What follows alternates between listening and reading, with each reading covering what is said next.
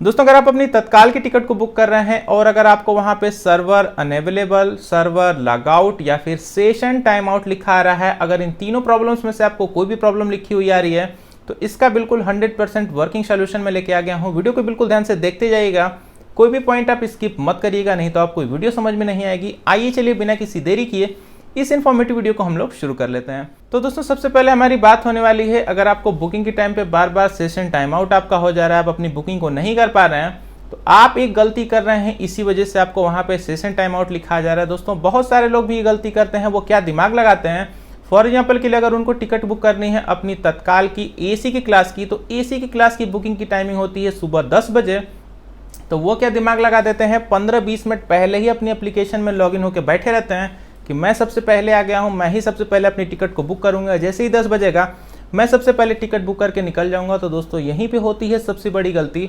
जैसे ही 10 बजता है आपका जो सर्वर होता है वो रिफ्रेश होता है, अगर कोई पहले से लॉगिन करके बैठा होता है तो वहां पे वो सीधे सीधे ऑटोमेटिकली लॉग आउट हो जाता है और उसको वहां पे सेशन टाइम आउट वाला लिखा हुआ मैसेज आ जाता है। तो आपको ये गलती नहीं करनी है, आपको पहले से लॉगिन करके नहीं बैठे रहना है। और बहुत सारे लोग इसमें भी एक दिमाग लगा देंगे कि वो कहेंगे कि मैं 2 मिनट पहले आके बैठा रहूँगा। तो दोस्तों आपको ये सारी गलती कुछ भी नहीं करनी है। आपको जो सारी चीज़ें पहले चेंजेस करने हैं, 15-20 मिनट पहले आइए चेंज कर लीजिए, उसके बाद आप अपनी आईडी को वहाँ पे लॉग आउट कर लीजिए और जैसे ही आपका टाइमिंग हो 10 बजे या फिर 11 बजे, जिस भी क्लास की आपको बुक करनी है, तो 10 या फिर 11 बजे ही आप एप्लीकेशन में लॉगिन करिए। पहले से जो लोग लॉगिन करते हैं एंड टाइम पे उनका वहाँ पे सेशन टाइम आउट हो जाता है और वहाँ पे बिल्कुल परेशान हो जाते हैं और टाइम किल होने की वजह से वो अपनी तत्काल की टिकट को बुक नहीं कर पाते हैं। अभी हम लोग बात करने वाले हैं अगली प्रॉब्लम के बारे में। तो अगली जो 2 प्रॉब्लम्स हैं उनका सोल्यूशन मैं आपको एक साथ बताने वाला हूँ, सर्वर अनअवेलेबल और सर्वर लॉग आउट। तो सबसे पहले मैं आपको ये समझाता हूँ कि आखिर आपको ये दोनों प्रॉब्लम्स आती कब हैं, इसका रीज़न क्या है। सोल्यूशन मैं आपको अभी आगे बताऊँगा, आप अच्छे से समझ पाएंगे। तो जब भी आपको सर्वर अनअवेलेबल या फिर सर्वर लॉग आउट लिखा आता है तो दोस्तों इसके पीछे का रीज़न बिल्कुल साफ है। जब भी 10 बजे या फिर 11 बजे तत्काल टिकट की बुकिंग स्टार्ट होती है, उस टाइम पे बहुत सारे लोग अचानक से आ जाते हैं एकदम सेम टाइमिंग में, तो वहाँ पे जो सर्वर है पूरी तरीके से अनअवेलेबल हो जाता है क्योंकि वो उतने ट्रैफिक को वहाँ पे झेल नहीं पाता है। इसी वजह से वहाँ पे आपको server unavailable, server log out लिखा जाता है। एक यहीं पे आप छोटा सा पहले एग्जाम्पल समझिए। फॉर एग्जाम्पल के लिए मान लीजिए कि यहाँ पे मैंने 5 आम रखे हैं, अगर 10 लोग लेने वाले एक साथ आ जाएंगे तो जाहिर सी बात है कि कुछ लोग आम नहीं ही पाएंगे, क्योंकि आम तो 5 ही है। वैसे ही सर्वर की जो क्षमता है कुछ लिमिटेड लोगों तक है, लेकिन दोस्तों अगर हम लोग को इन 5 आम को पाना है तो उसके लिए क्या दिमाग लगाना पड़ेगा, हम लोग को सबसे तेज आके आम को पकड़ लेना है, सबसे जल्दी नहीं पहुंचना है। जल्दी पहुंचने के चक्कर में तो आपका सेशन ही लॉग आउट हो जाएगा, वो गलती आपको नहीं करनी है। जैसे ही टाइमिंग स्टार्ट हो आपको दौड़ के आके सबसे पहले आम को पकड़ना है। वो आप कैसे करेंगे, एकदम ध्यान से देखते जाइएगा। आपका जो IRCTC का एप्लीकेशन है, आप क्या करते हो उसमें भर भर के कबाड़ा भरे रहते हैं और जिस टाइम पे आपको लॉगिन करना होता है वहाँ पे आपका लॉगिन में ही काफ़ी ज़्यादा टाइम निकल जाता है।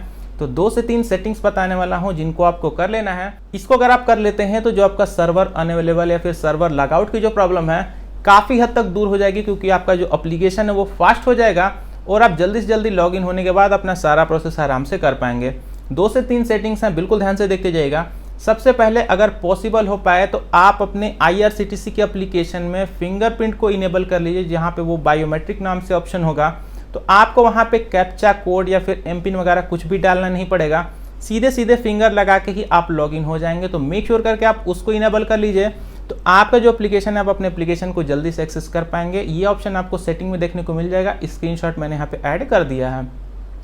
दूसरा काम आपको क्या करना है, आप अपने एप्लीकेशन में बहुत ज़्यादा सर्च, बहुत ज़्यादा टिकट की बुकिंग कर देते हैं, तो एप्लीकेशन जो होता है अपने अंदर बहुत सारा कैश डाटा, जिसको टेम्पोरेरी डाटा कहते हैं, उसको स्टोर करके रखा रहता है, जिस वजह से प्रोसेस में जो है थोड़ा सा डिले हो जाता है। जैसे अपने घर में आप बहुत ज़्यादा कबाड़ा भरे रहेंगे तो वहाँ पे आपको किसी चीज़ को फाइंड आउट करना है तो वहाँ पे थोड़ा सा ज़्यादा समय लग जाएगा। तो आपको क्या करना है, एक छोटी सी सेटिंग को करना है। आपको सबसे पहले अपने फ़ोन के सेटिंग में जाना है।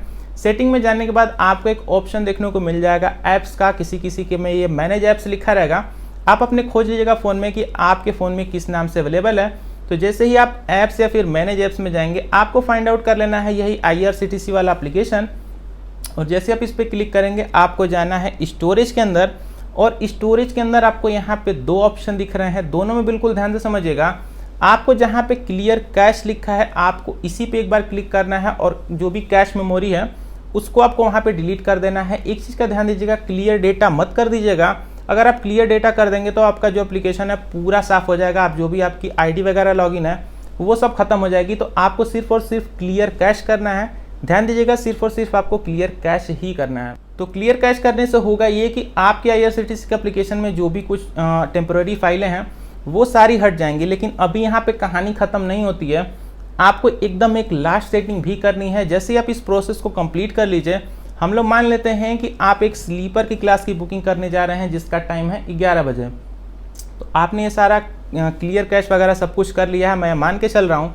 तो आपको क्या करना है, जैसे आपकी टाइमिंग 11 बजे है तो आपको 11:45 बजे यानी कि 10:45 पे अपनी एप्लीकेशन में लॉगिन होना है। लॉगिन होने के बाद आपको 2 से 3 काम करना है। सबसे पहली चीज़, आपको अपनी जो क्लास है उसको सेलेक्ट कर लेना है।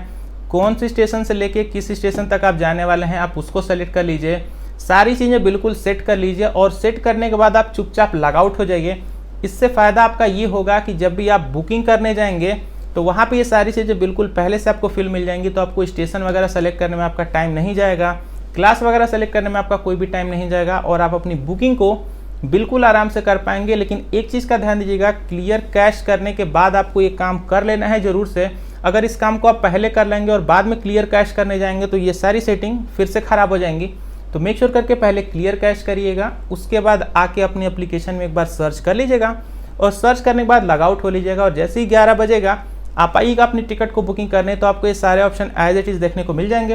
एप्लीकेशन को आप जल्दी से एक्सेस कर पाएंगे और अपनी जो तत्काल की टिकट है बड़ी आराम से बुक कर पाएंगे। अगर आपको वीडियो पसंद आई हो तो वीडियो को एक लाइक जरूर करिएगा।